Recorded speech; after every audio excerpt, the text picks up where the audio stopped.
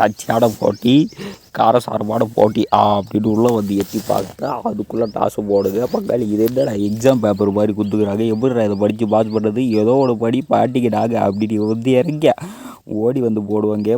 பால் சிக்ஸுங்க. அப்பாடா இன்னைக்கு சேட்டை ஒரு ஒடியோடு தான் இருக்கார் போல, கையை தூக்கி வைப்போம் எதுக்கோ அப்படின்னு மறுபக்கம் ஒரு சிக்ஸு. ஐயையோ பேட்டை தூக்கி போடுங்க, நான் அவுட் ஆகிடுவேங்க அப்படின்னு சேட்டா 16க்கு வெளியே போங்க. அடுத்து யாருப்பா அப்படின்னு பார்க்க திலக்கு கொஞ்சம் கலக்கு அப்படின்னு டீமு சொல்லி அனுப்புவேன். அவர் என்ன கலக்கிறது, நான் கலக்கிற பாருங்க சார் சாராங்க, என் பேர் அபிஷேக் சர்மாங்க அப்படின்னு கலக்கி கிழக்கி வைப்பேங்க.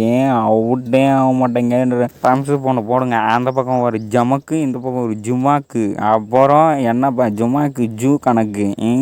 இந்த பக்கம் போட்டாலும் அடிக்கிறாரு பயப்படல. எப்பா திலக்கு கொஞ்சம் கலக்குன்னு பார்த்தேன். 24க்கு போகிறேன்.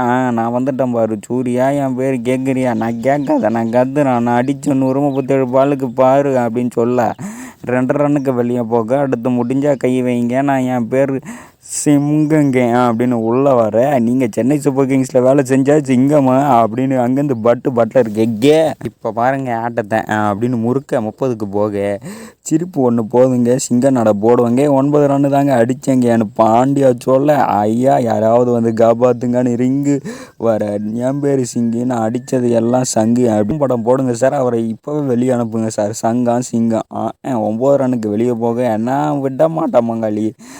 இவர் ஒருத்தரை மட்டும் போட்டு அடி அடின்னு அடிக்கிறாரு. முறுக்கு கொஞ்சம் எடுத்துங்க, அக்ஸர் வந்துட்டாருங்க சும்மா கறக்க முறக்கன்னு அடிக்க. ஐயா ஸ்கோர் எங்கேயோ போகுது, 100 ரன் அடித்தது போதும், 135க்கு வாங்க அப்படின்னு வெளியே வந்து அபாரமான ஆட்டங்க. அபிஷேக் சர்மா பார்க்கணுங்க அப்படின்னு குட்டி பையன்லேருந்து சுட்டி பையன் எல்லாம் வேர்த்து விறுவிறுக்க பார்த்த மேட்ச்சு. 647க்கு 8 விக்கெட் ஆயாச்சு அப்படின்னு தொண்டை மேலே ஒரு கொண்டை, மண்டையில் ஒரு கொண்டை அப்படின்னு போட 247க்கு ஆல் அவுட்டு. அம்மாடியோ இந்த ஸ்கோர் எப்படி அடிக்கிறது, குருமாவை காய்ச்ச வர்றது அப்படின்னு உள்ள வர, அந்த பக்கம் ஒரு சமைக்கிறோம், இந்த பக்கம் ஒரு சுவைக்கணும் அப்படின்னு இங்கிலாந்து பிளேயர் எட்டி பார்க்கையில் அதுக்குள்ளே பென்டனிசன் டெக் அவுட். பிடிஞ்சிருச்சு மாப்பிள்ளை, நான் வந்து இறங்குறேன் கேப்பில் அப்படின்னு பட்லரை வந்து இறங்கி அடுத்து விக்கெட்டு. சால்ட்டில் சாப்பாடு கம்மி, சாப்பாட்டில் இன்றைக்கி சால்ட்டு அதிகம் எல்லாம் போகிறாங்க. அப்போ புரோக்கர் 2 ரன்னுக்கு வெளியே போறியா, மற்றது யார் அடிக்கிறது, இங்கே பாரு கேட்ச் பிடிக்கிறது அப்படின்னு லிவிங்ஸ்டன் இன்ஸ்டியூட் காப்பி 9 முடிச்சு போச்சு போக. நம்ம இந்தியா 9 பிடிச்சி போச்சாங்க. பவுலிங்கில் தான் நம்ம வச்சு செஞ்சாங்க, பார்த்தா பேட்டிங்கில் நம்ம ஒன்று சொதப்ப மாட்டாவே.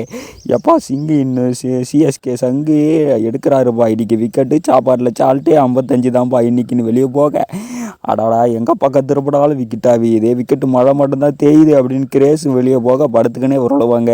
கொஞ்சம் ஓவராக போடுங்க அப்படின்னு வந்து பார்க்க, எப்பா நான் பேட்டிங்குப்பா நிம்மதியாக ஆட விட அப்படின்னு அதுக்குள்ளே வர ஆர்சிபி பெத்தல் 10க்கு வெளியே போக முடிஞ்சு போச்சு போங்க அப்படின்னு ரஷீத் அனுப்பிச்சி விடுங்க 6 ரன்னுக்கு. அப்புறம் என்னப்பா 97க்கு அனுப்பிச்சி விட்டலாமான்னு ஆளாள் எல்லாரையும் அனுப்பி வைக்க, இங்கிலாந்து மரணடி அடித்து சரவடியாக பிடிச்சி குறும்படத்தை ஒன்று போட்டு காமிச்சு மொத்தமானதையும் வாங்கிட்டாங்களே, இந்தியா அசால்ட்டாக வின் பண்ணிட்டாங்களே.